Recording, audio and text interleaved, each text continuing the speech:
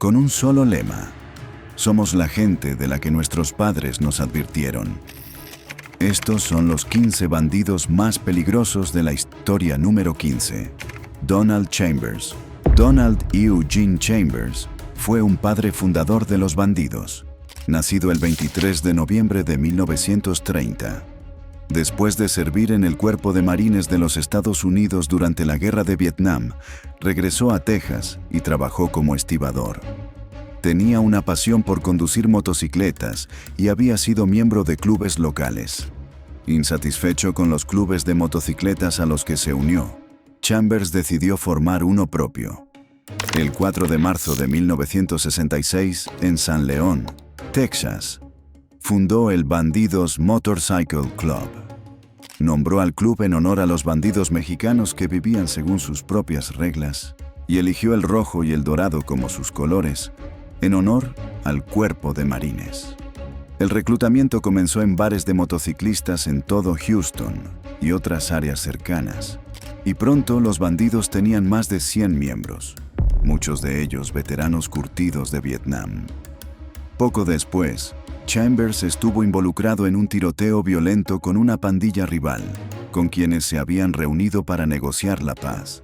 Pronto, las fuerzas del orden lo perseguían y tuvo que mudarse a New Mexico. Para 1969, Chambers estaba en el radar de las fuerzas del orden, pero el capítulo más oscuro de su vida aún estaba por llegar. El 22 de diciembre de 1972, Chambers y otros miembros de los bandidos secuestraron a 2 hermanos traficantes de drogas. Los hermanos habían engañado a los bandidos vendiéndoles bicarbonato de sodio, afirmando que era anfetamina. Buscando venganza, Chambers y sus hombres los llevaron al desierto. Los obligaron a cavar sus propias tumbas y luego los ejecutaron. Sus acciones enviaron ondas de choque incluso a través del mundo fuera de la ley. Chambers y sus cómplices fueron condenados por los asesinatos después del testimonio de un prospecto del club que se había convertido en informante policial. Los 3 recibieron cadenas perpetuas. Mientras Chambers estaba encarcelado, la tragedia golpeó a su familia. En 1979, su hijo de 23 años, Stephen Trammell Chambers, fue asesinado a tiros durante una disputa en un club nocturno en Houston. El sospechoso huyó y décadas después, en 2016, la policía arrestó a un hombre que pensaban era el responsable, solo para descubrir que el verdadero asesino había usado una identidad falsa. El propio Chambers fue liberado bajo libertad condicional en 1983, después de cumplir una década tras las rejas. Se alejó de los bandidos y finalmente se retiró del club por completo. Se estableció en El Paso, Texas, donde vivió tranquilamente hasta su muerte por cáncer el 18 de julio de 1999, a la edad de 68 años. Fue enterrado en Houston, en el Forest Park Lawndale Cemetery, bajo una lápida marcada con su nombre, la insignia de los bandidos y una frase que resumía la vida fuera de la ley que abrazó. Somos la gente de la que nuestros padres nos advirtieron. Pero cuando Donald Chambers se fue, el hombre que lo reemplazó resultó ser aún más violento. Número 14. Ronnie Hodge. Cuando Donald Chambers estaba tras las rejas encarcelado, el liderazgo de los bandidos pasó a Ronnie Hodge. Era un ex-marine que ganó el apodo Mr. Prospect por unirse al club en solo un mes. Una vez elegido presidente nacional, se autodenominó Stepmother, un guiño al apodo de Chambers, Mother. Hodge era despiadado. Rápidamente reformó a los bandidos purgando miembros que sentía que carecían de verdadera lealtad. Capítulos enteros en Montana e Indiana fueron cerrados bajo su vigilancia. A pesar de los recortes, el club prosperó, reemplazando a los miembros perdidos con nuevos reclutas y expandiendo su alcance. Luego llegó 1978. Y bajo el liderazgo de Hodge, los bandidos asistieron a la Bike Week en Daytona Beach por primera vez. Allí, establecieron una poderosa alianza con el Outlaws Motorcycle Club, la pandilla dominante de Florida. Las drogas se convirtieron en la columna vertebral de esta relación. Los outlaws suministraban cocaína, mientras que los bandidos suministraban metanfetamina. Esta asociación ayudó a elevar a los bandidos a las filas de los 4 grandes clubes de motocicletas fuera de la ley. El conflicto de las Banshees para 1983. Las tensiones con el Banshees Motorcycle Club estallaron. Un violento enfrentamiento en Texas dejó a un bandido y al presidente de los Banshees muertos. Los bandidos estaban enfurecidos de que un club mucho más pequeño se atreviera a enfrentarlos, especialmente en Texas. No solo eso, sino que varios Banshees habían sido bandidos una vez, desertando en lo que se llama un patchover. En el funeral del miembro caído John Batchelor, los líderes nacionales se reunieron. No podían permitir que el insulto quedara sin respuesta. Hodge ordenó la recopilación de inteligencia sobre los capítulos de los Banshees en Dallas y Texarkana y recaudó una evaluación de $100 de cada bandido para financiar la represalia. Se exploraron diferentes vías de venganza. Los posibles ataques incluían tiroteos desde vehículos en movimiento y bombardeos. Finalmente, los líderes aprobaron una operación de bombardeo contra 2 residencias de los Banshees en Dallas. Para proporcionar cobertura a los bombarderos, los bandidos organizaron 2 grandes fiestas. Una en Rapid City, South Dakota, y otra en Corpus Christi, Texas. El fin de semana del 4 de julio de 1983, la mayoría de los miembros asistieron, creando coartadas perfectas para aquellos que llevaron a cabo los ataques. La fiesta en Corpus Christi fue bien publicitada y anunciada como un poker run del 4 de julio para recaudar dinero para la Cerebral Palsy Foundation, con el objetivo de ayudar a los niños lisiados del condado de Nueces. Uno de los oficiales nacionales fue enviado a Houston para obtener los explosivos para las bombas. Robó lo que necesitaba de la parte trasera de un camión que transportaba suministros de demolición. Colocaron 2 bombas, una debajo de una camioneta en una casa de los Banshees, otra contra los cimientos de una segunda casa. El primer dispositivo explotó, dañando la propiedad pero sin herir a nadie. Horas después, la segunda bomba detonó cuando un líder de los Banshees intentó conducir su camioneta con su hija pequeña dentro. Milagrosamente, ninguno resultó gravemente herido. Los ataques fallidos atrajeron la atención federal. En 1985, la DEA, ATF y FBI lanzaron una gran redada de bandidos en todo el país. Durante este periodo, Randy Hanson, uno de los bombarderos y un ejecutor de confianza para los Nomads, desertó.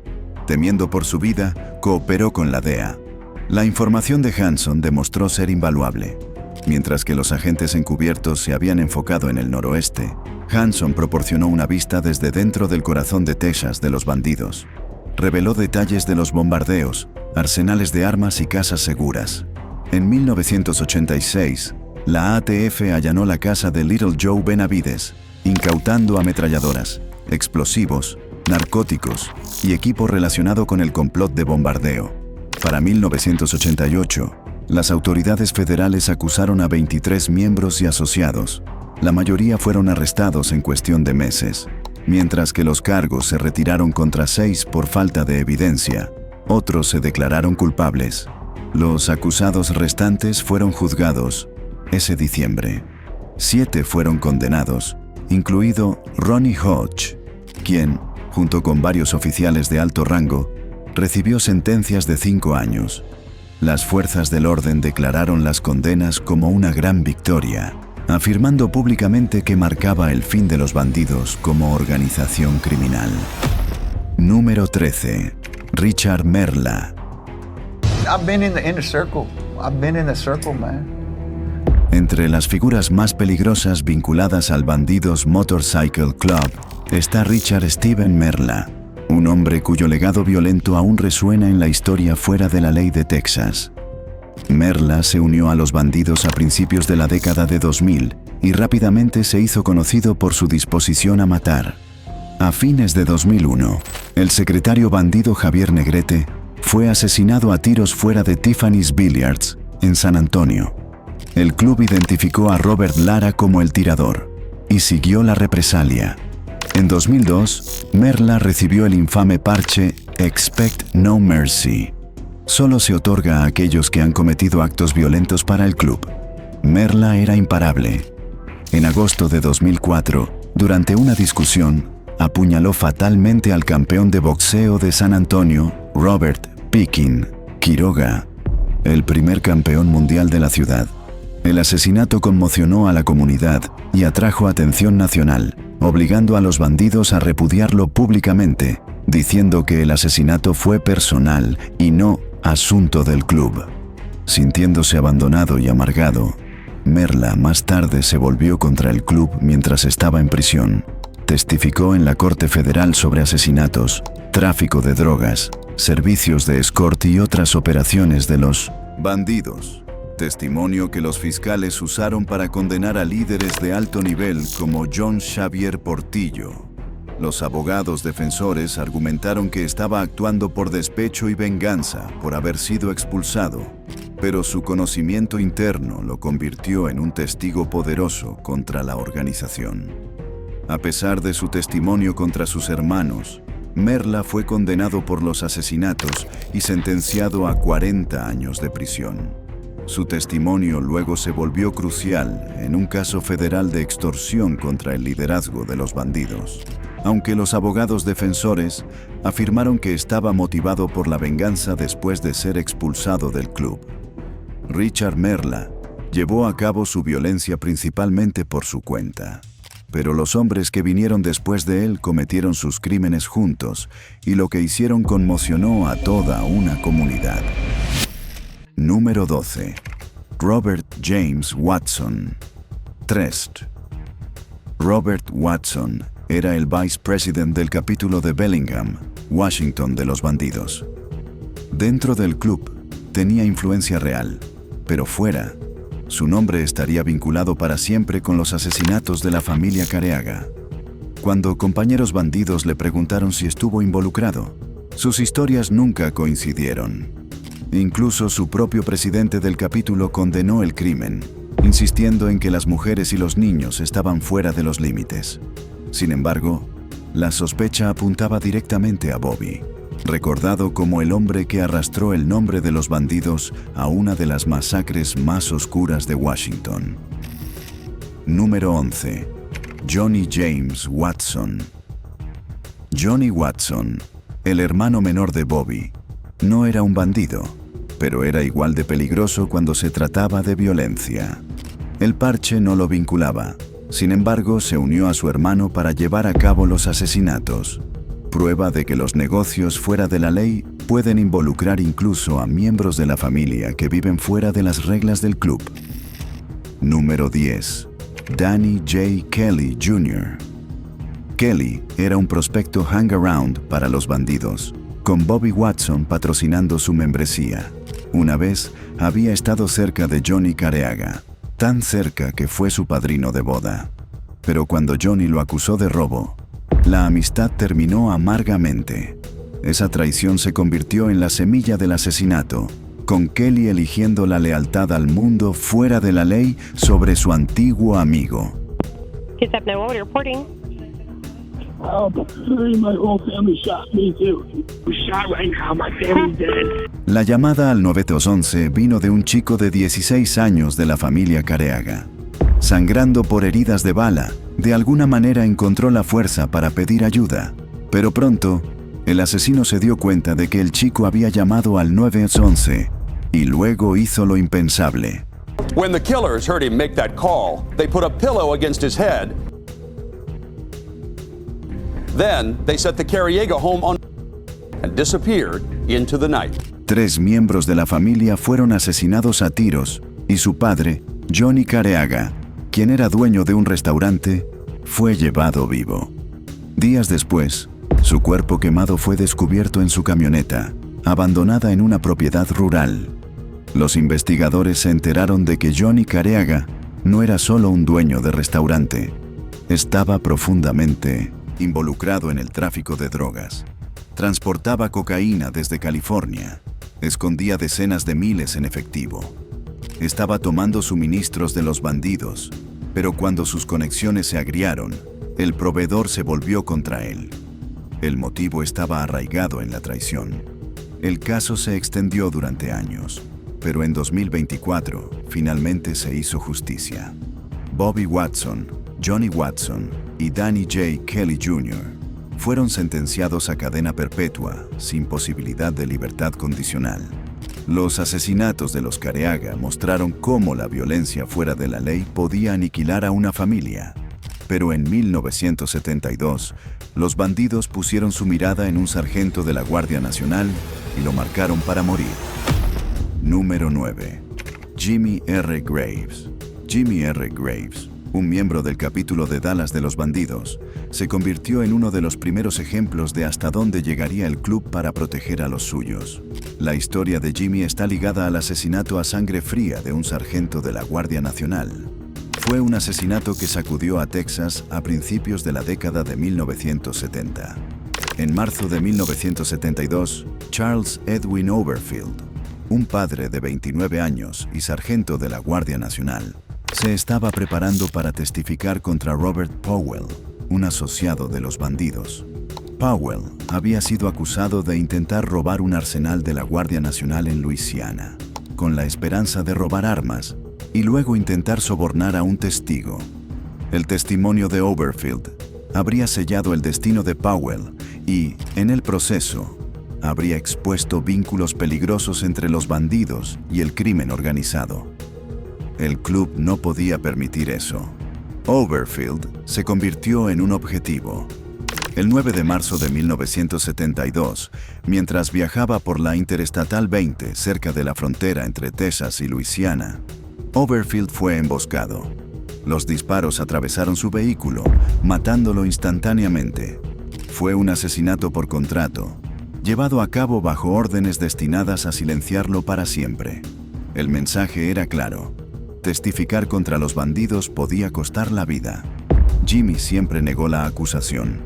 How long do you think the Bandidos Motorcycle Organization would last if we went out Los investigadores rápidamente armaron la cadena de responsabilidad. Unos meses después, en julio de 1972, Graves se declaró culpable del asesinato. El tribunal lo sentenció a cadena perpetua. Jimmy R. Graves demostró que desde el principio, los bandidos estaban dispuestos a ir tras las fuerzas del orden. Pero décadas después, el poder del club alcanzó un nivel aún más alto bajo un hombre que se convirtió en su presidente más notorio. Número 8. Jeffrey Fay Pike. Mejor conocido como Jeff Pike, nació en el norte de California a fines de la década de 1950. Abandonó la escuela secundaria y a principios de la década de 1970 se había mudado a Texas. Pike trabajó en empleos ordinarios: lavaplatos, cocinero y constructor de casas, pero su vida cambió en 1979, cuando se unió al Bandidos Motorcycle Club.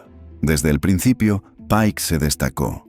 Era ambicioso y estratégico, y ascendió constantemente en las filas. A mediados de la década de 2000, alcanzó el pináculo del poder, convirtiéndose en National President de los Bandidos. Bajo su liderazgo, el club se volvió más fuerte, expandiendo su territorio y profundizando su participación en empresas criminales, mientras competía contra rivales como los Cossacks.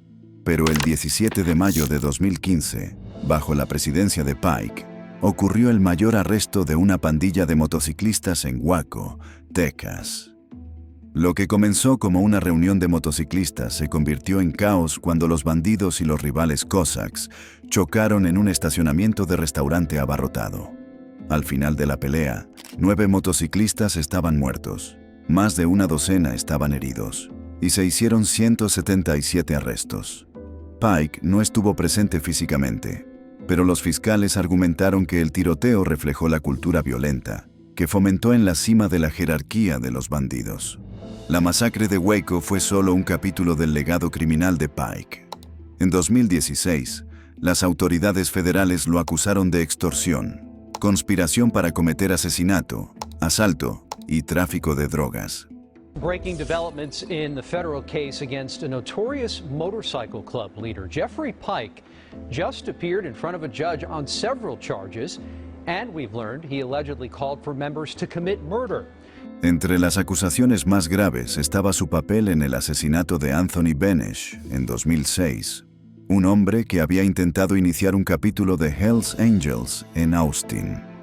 Los fiscales retrataron a Pike no como una figura distante, sino como un hombre que aprobó y dirigió la violencia. En mayo de 2018, después de un largo juicio federal en San Antonio, Pike fue condenado por extorsión, conspiración para cometer asesinato, asalto y cargos de armas de fuego. Fue sentenciado a cadena perpetua. Mientras Jeffrey Fay Pike era el presidente nacional, no dirigía el imperio solo.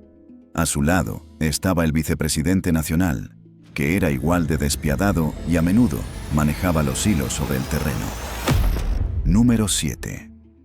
John Xavier Portillo. John Xavier Portillo ascendió por las filas de los bandidos para convertirse en National Vice President, hombro a hombro con el National President Jeffrey Fay Pike. Juntos, dirigieron el club en su pico más violento. Era el hombre que autorizaba la violencia, el tráfico de drogas y la intimidación. Uno de los casos más infames vinculados a él fue el asesinato de Anthony Benesch en 2006, quien fue asesinado a tiros fuera de un restaurante en Austin, después de intentar iniciar un capítulo de Hells Angels. El nombre de Portillo también surgió en conexión con la muerte de Robert Lara en 2002. Que ocurrió después de que Lara fue acusado de matar al secretario bandido Javier Negrete. En mayo de 2018, después de un juicio federal de 3 meses en San Antonio, Portillo fue condenado junto con Pike por cargos de extorsión, conspiración de asesinato, tráfico de drogas, asaltos y violaciones de armas de fuego. La evidencia del tribunal corrió el telón, exponiendo a los bandidos como una empresa criminal estructurada donde la violencia era tan rutinaria como los negocios.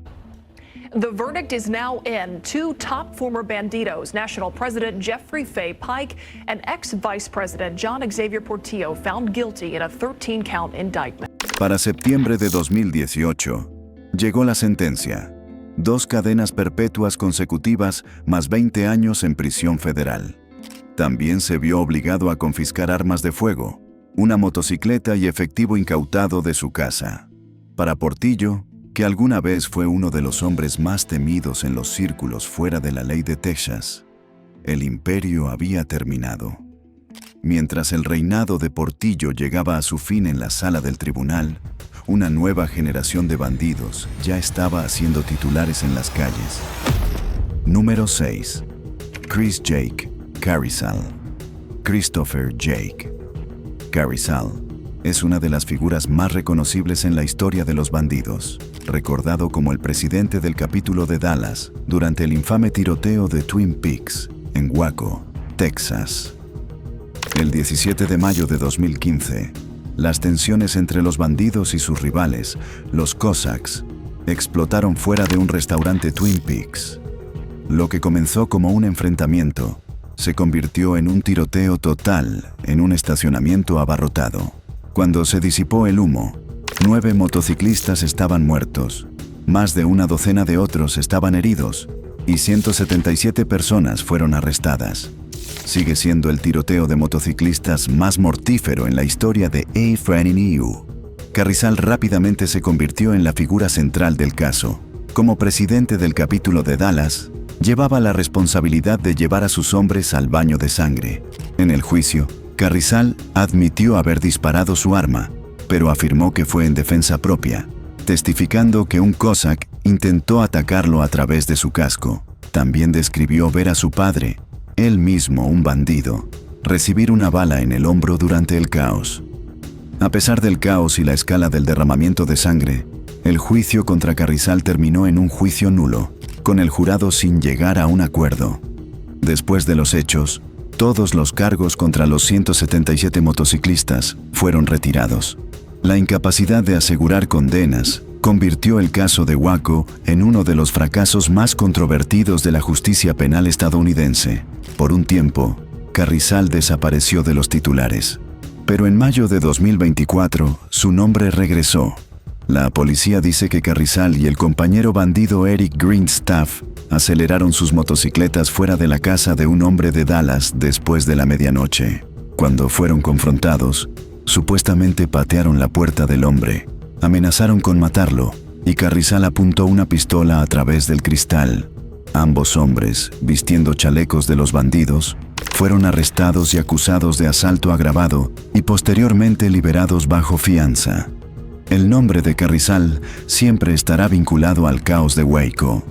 Pero no mucho antes de eso, otro presidente bandido estaba haciendo sus propios titulares. Número 5. Howard Wayne Baker. Howard Wayne Baker sirvió como presidente del capítulo de Fort Worth del Bandidos Motorcycle Club. Bajo su liderazgo, el capítulo operaba menos como un club social y más como una tripulación criminal capaz de violencia orquestada. En diciembre de 2014, docenas de bandidos asaltaron a los rivales Ghost Riders, los Cossacks y Winos Crew. Sorprendentemente, Baker estaba dentro del círculo letal, dirigiendo el ataque. Geoffrey Brady, un Ghost Rider de 41 años, fue arrastrado afuera y ejecutado frente a su esposa y amigos. Otros dos resultaron heridos antes de que los bandidos huyeran. En el juicio de Baker en 2017, los fiscales argumentaron que no necesitaba apretar el gatillo él mismo. Pero según la ley de partes de Texas, la evidencia mostró que Baker irrumpió en el bar, contuvo a Brady y orquestó el caos. El jurado deliberó por menos de un día antes de declararlo culpable de asesinato, asalto agravado, participación en crimen organizado y dirección de una pandilla callejera. En junio de 2017, Baker fue sentenciado a 45 años de prisión por asesinato, con otros cargos fusionados ocurriendo concurrentemente. El mensaje era claro. En Texas, liderar un capítulo también significaba cargar con el peso de sus crímenes. Mientras Howard Wayne Baker mostró cómo un presidente bandido podía orquestar violencia a gran escala, el siguiente miembro reveló cómo incluso los miembros de base llevaban el mismo código de intimidación. Su historia se desarrolló no en un bar o en las calles, sino en los pasillos de una tienda de comestibles, donde un simple encuentro se convirtió en una amenaza mortal. Número 4. Albert de León. Albert de León, un bandido de 45 años de San Antonio, demostró hasta dónde puede llegar la lealtad al código fuera de la ley. En mayo de 2019, se declaró culpable de represalia después de amenazar a un ex bandido que se había convertido en informante del gobierno.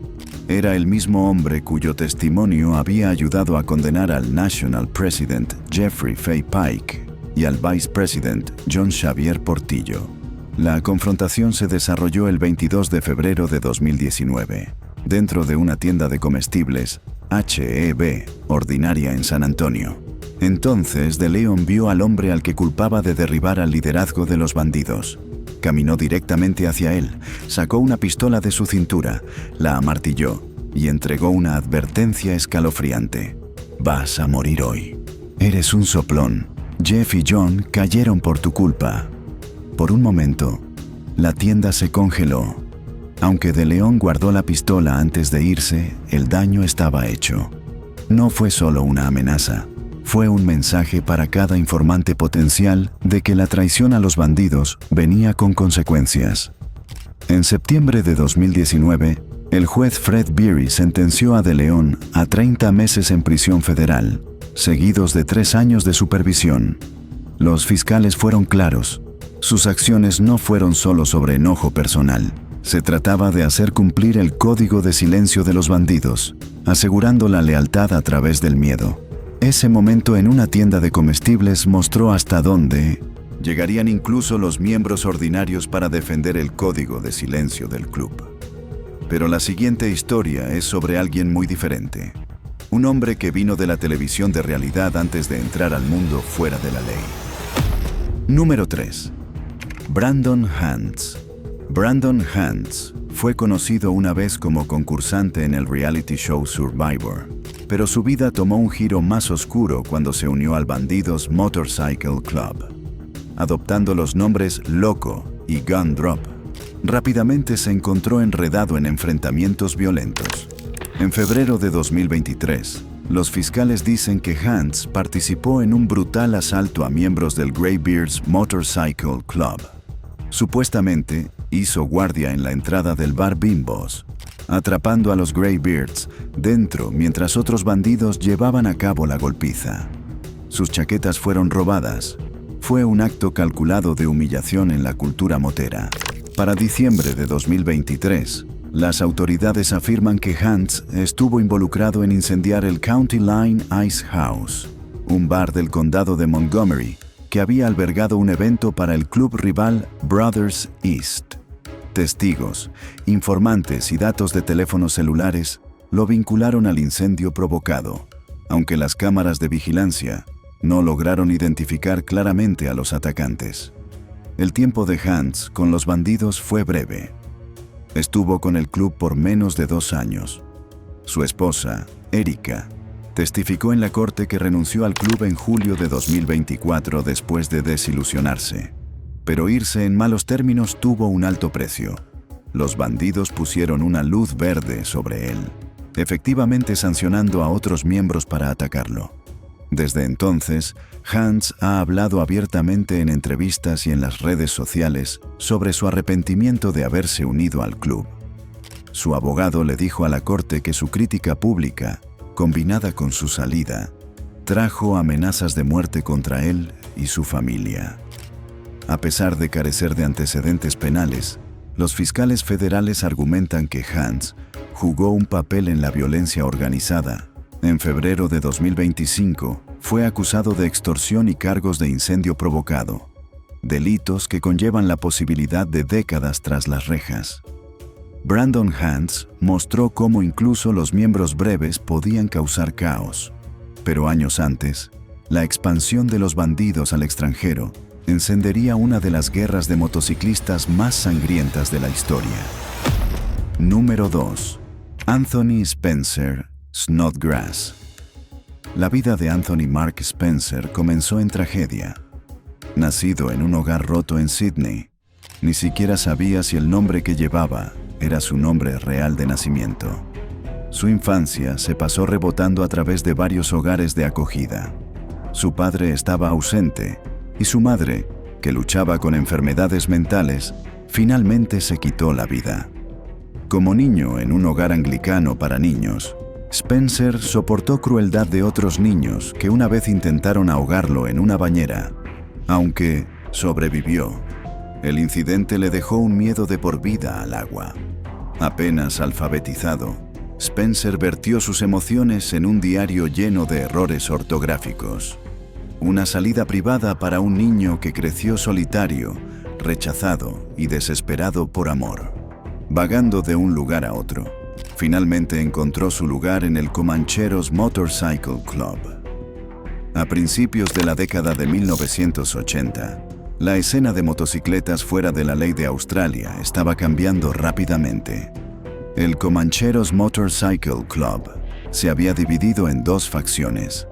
El capítulo de la ciudad, liderado por Anthony Snodgrass Spencer, y el capítulo de Parramatta, controlado por el presidente nacional William Jock Ross. Ross había comenzado a transformar el club en una organización de estilo paramilitar, pero Spencer rechazó la nueva dirección. Quería vivir la vida de motociclista, no marchar como un soldado. En 1983, Spencer y su facción se separaron formalmente de los comancheros.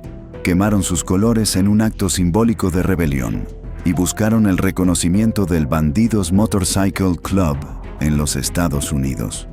Los americanos aprobaron, y el primer capítulo australiano de los bandidos nació en Sydney. El movimiento enfureció a Ross y a los comancheros restantes, quienes lo vieron como traición y una invasión americana. Desde ese momento, las tensiones se dispararon. Ambos clubes lucharon por el dominio, no solo entre ellos, sino también contra otras pandillas fuera de la ley, como los Hells Angels y los Rebels. Los conflictos escalaron a una guerra total en agosto de 1984, después de que una acalorada llamada telefónica entre Spencer y Ross efectivamente declarara hostilidades abiertas.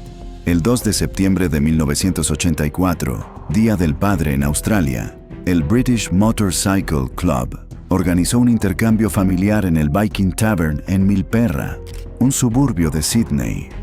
Se suponía que sería un evento comunitario, completo con comida, música y familias con niños. Pero la guerra latente entre los comancheros y los recién formados bandidos estaba a punto de estallar. Esa mañana, los bandidos confrontaron al miembro de los comancheros Glenn Eves, desafiándolo a un enfrentamiento. La confrontación ocurrió en un estacionamiento y ambas partes llegaron armadas. Ambos lados se alinearon, mirándose fijamente a través del estacionamiento. En el punto álgido del enfrentamiento, el líder de los comancheros, Jock Ross, agitó un machete y dio la orden: ¡mátenlos a todos! El estacionamiento estalló en caos. En menos de 10 minutos, la batalla dejó 7 personas muertas. 4 comancheros, 2 bandidos y una niña de 14 años. Se llamó a la policía. Más de 200 oficiales llegaron a la escena, pero era demasiado tarde. 20 más resultaron heridos. El brutal enfrentamiento sería recordado para siempre como la masacre de Milperra. La masacre hizo titulares internacionales. Fue una prueba de que los bandidos eran ahora una fuerza en Australia.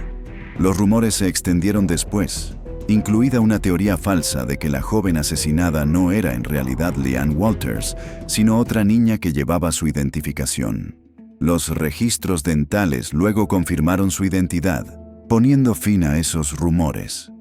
La masacre de Milperra cimentó el lugar de Anthony Snodgrass Spencer en la historia fuera de la ley.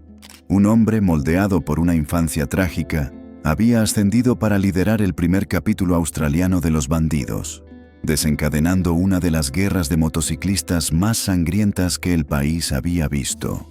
Sus decisiones en ese Día del Padre dejaron un legado escrito en sangre, marcando la llegada de los bandidos al escenario fuera de la ley global. La masacre de Milperra mostró cuán violenta podía ser la llegada de los bandidos a Australia. Pero años después, otra figura se levantaría de la misma escena, un ejecutor temido cuya reputación se construyó sobreviviendo emboscadas y llevando a cabo órdenes brutales. Número 1. Toby Mitchell. El nombre de Toby Mitchell se convirtió en sinónimo de violencia fuera de la ley en Australia. Un ex kickboxer e identidad de club nocturno, eventualmente ascendió a una de las posiciones más temidas en el Bandidos Motorcycle Club, Sergeant at Arms del capítulo de Victoria. Su reputación se construyó sobre el miedo y la violencia. En 2011, Mitchell sobrevivió a una emboscada fuera de un gimnasio cerca de la sede de Brunswick de los bandidos. Golpeado por 6 balas, perdió un riñón, vesícula biliar y gran parte de su hígado, pero vivió, y su supervivencia solo añadió a su leyenda. Menos de 2 años después, en 2013, le dispararon nuevamente, esta vez en el brazo cuando entraba a la sede de los Diablos, un club de apoyo de los bandidos. El ataque nunca se resolvió, pero cementó su imagen como un hombre marcado en las guerras de motociclistas de Australia. Para 2013, Mitchell se alejó de los bandidos, citando problemas de salud y disputas crecientes. Fue arrestado varias veces por asaltos, peleas públicas y altercados. Aunque ya no usaba el parche rojo y dorado, su reputación como ex ejecutor de los bandidos lo seguía a todas partes. Mitchell más tarde se unió al Mongols Motorcycle Club, mostrando cómo las lealtades cambiantes en la escena motera de Australia a menudo reavivan viejas rivalidades. Su presencia en las redes sociales y su estatus de celebridad lo convirtieron en uno de los motociclistas fuera de la ley más públicos del país y uno de los más polarizantes. La historia de los bandidos es un relato de sangre, lealtad y poder. Muchos de sus líderes ahora están cumpliendo cadenas perpetuas, otros están enterrados, pero la sombra del parche rojo y dorado aún perdura en el camino fuera de la ley. Pero esto es solo una parte del mundo fuera de la ley. Haz clic en el siguiente video para ver cómo un gigante de la escena motera, un hombre más temido, no por sus armas, sino por sus puños,